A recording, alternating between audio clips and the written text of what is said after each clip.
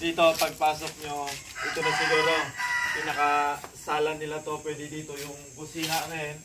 Oh, lababo yan. Hi guys, magandang hapon po sa inyo at makikita nyo po meron pa akong dalang pansit yan, tsaka puto. Kakatapos lang po kasi nag-celebrate ng isang kamarites natin na birthday. Pero hindi na natin na video kasi sobrang bilis ng pangyayari. Sinurprise nila yung kamarites nila, nagluto, bumili ng cake si Mrs. Ngayon, merong hindi nakapunta yung nanay ni Sheila May at saka yung isang marites na nandito na nakatira. So, pupuntahan din natin sila kasi i-update ko pala kayo doon sa bahay nila Sheila May kasi nabalitaan ko, sinabi ng tatay niya sa akin na malapit na matapos, kulang na lang ng bega sa taas tapos bubong. So i-update natin para makita ninyo, lalong lalo na sa mga tumulong sa kanya dati, si Ma'am Desa Ocampo. So tara.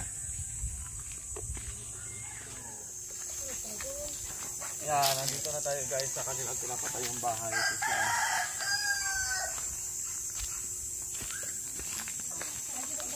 Ito tayo, anin mo to tayo, ito yung para sa bubong? Oo.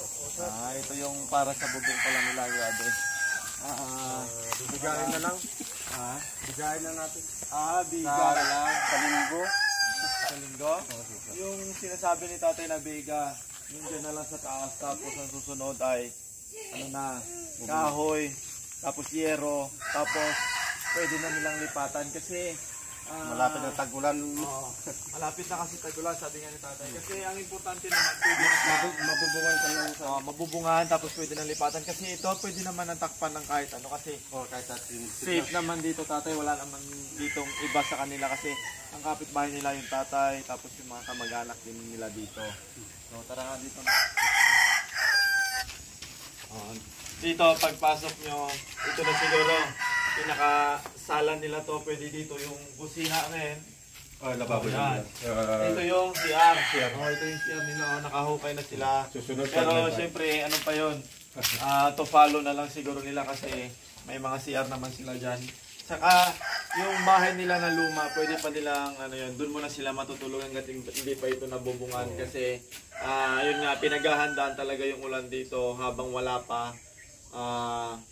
Naka-ready na. At least kapag siguro May or June, matatapos naman na ito. Sabi nga ni tatay sa video. Para makaipon naman. Makaipon na naman. Kasi nung nakaraan, nung unang video namin dito, flooring. Flooring pa po. Wala pa pala yung flooring. Kumbaga, hindi ko na na-video yung flooring kasi gumagawa pala sila dito. Ngayon, may flooring na.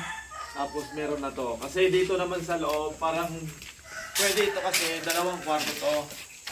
Siguro lalagyan nila dito ng division na lang, pwedeng kurtina o kapag yan, pwede Durabox, tama, Durabox o kaya estante. Ang importante naman ay grabe maayos na. Napakagaling ni tatay kasi pinagsikapan niya talaga kasi